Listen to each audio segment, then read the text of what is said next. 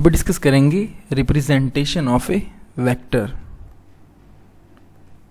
तो कह रहा है a vector is usually denoted by bold face characters such as capital A and it is bold.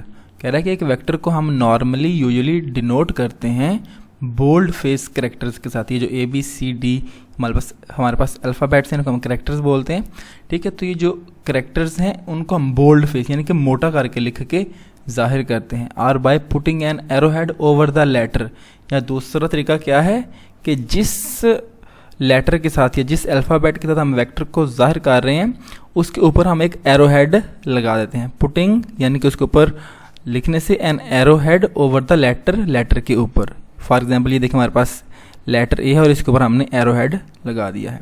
तो vector को ज़ाहिर करने के दो तरीके हो गए, एक क्या बोल्ड फेस लेटर और दूसरा putting an arrowhead over the letter के ऊपर एरोहेड पुट करने से।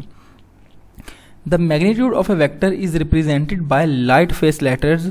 फॉर एग्जाम्पल ए, जो वेक्टर का मैग्नीट्यूड है उसको हम किससे रिप्रेजेंट करते हैं, लाइट फेस लेटर से, ठीक है। वेक्टर को ज़ाहिर करते हैं बोल्ड फेस लेटर से और मैग्नीट्यूड को ज़ाहिर करते हैं लाइट फेस यानी कि उसको मोटा नहीं करते। और bye vertical bars, for example या हम क्या करते हैं कि वेक्टर के दोनों तरफ जो है वो वर्टिकल बार्स लगा देते हैं, ठीक है। जिस तरह ये देखें ये वेक्टर है हमारे पास, ऊपर इसके एरोहेड है, तो ठीक है, तो एरोहेड लगा के दोनों तरफ हम क्या लगा देंगे, वर्टिकल बार्स लगा देंगे। तो ये भी वेक्टर के मैग्नीट्यूड को इंडिकेट करने का एक तरीका है। दोबारा से बता रहा हूँ कि जो वेक्टर को इंडिकेट करते हैं उसको दो तरीकों से इंडिकेट कर सकते हैं, एक बोल्ड फेस लेटर और दूसरा वेक्टर के ऊपर एरोहेड ड्रा करके। और जो वेक्टर का मैग्नीट्यूड है उसको ज़ाहिर करने का क्या तरीका है, या उसको लाइट फेस लेटर लिख दें या जो है वो ऊपर एरोहेड जो ड्रा किया हुआ है उसके दोनों तरफ क्या लगा दें, वर्टिकल बार्स लगा दें, जिसको हम क्या बोलते हैं, मॉडुलस, ठीक है।